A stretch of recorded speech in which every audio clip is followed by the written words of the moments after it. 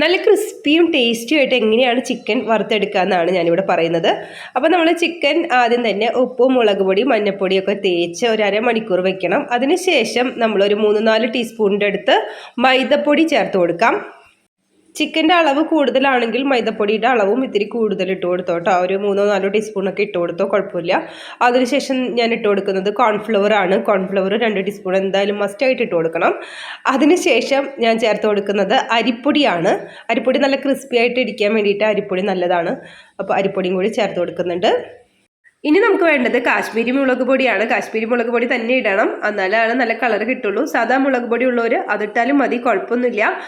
ഇനി ഇതിലേക്ക് നമുക്ക് 1 ടീസ്പൂണിൻ്റെ അടുത്ത് മഞ്ഞൾപ്പൊടി ചേർത്ത് കൊടുക്കാം. അതിനുശേഷം നമുക്ക് ഉപ്പ് ആവശ്യമെങ്കിൽ മാത്രം ഇട്ട് കൊടുക്കാം. നമുക്കൊരു ലേശം ഉപ്പ് കൂടി ഇട്ട് കൊടുക്കുന്നുണ്ട്. നമ്മൾ നേരത്തെ ഉപ്പൊക്കെ ഇട്ട് തിരുമ്മി വെച്ചതായിരുന്നു, എന്നാലും ഇത്തിരി ഉപ്പ് ഇട്ട് കൊടുക്കുന്നുണ്ട്.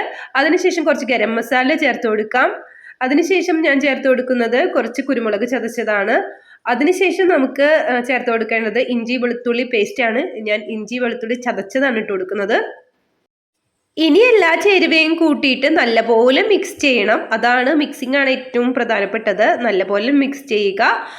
മിക്സ് ചെയ്യാനായിട്ട് ഇത്തിരി വിനെഗർ കൂടി ചേർത്ത് കൊടുക്കുന്നുണ്ട്. അതുപോലെ കുറച്ച് വെള്ളവും കൂടി ചേർത്ത് കൊടുക്കുന്നുണ്ട്. അപ്പോൾ നല്ലപോലെ ചിക്കനിൽ ഈ ലേശം പുളി പോലെയും അതുപോലെ തന്നെ ചിക്കനിൽ നല്ല പോലെ ഈ പൊടിയൊക്കെ ഇട്ടതല്ലേ, അപ്പോൾ ഒത്തിരി നനവുണ്ടെങ്കിൽ ചിക്കനിലേക്ക് നന്നായിട്ട് ഇറങ്ങുള്ളൂ. അപ്പോൾ ഇത്തിരി വെള്ളം കൂടി ചേർത്തിട്ട് നല്ലപോലെ കുഴച്ചെടുക്കണം. എന്നിട്ട് ഒരു അരമണിക്കൂർ കൂടി വെക്കണം കേട്ടോ, എന്നാലാണ് നല്ല ടേസ്റ്റ് ഉണ്ടാവുള്ളൂ.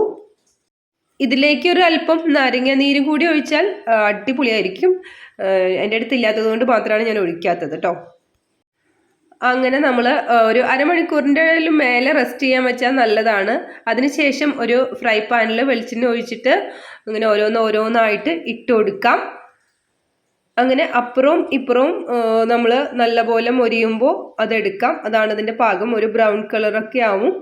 അപ്പോൾ നമ്മുടെ ക്രിസ്പിനെസ് എല്ലാവർക്കും അറിയാമല്ലോ, ചിക്കൻ ഒരു അത്യാവശ്യം നന്നായിട്ട് മൊരിയണം.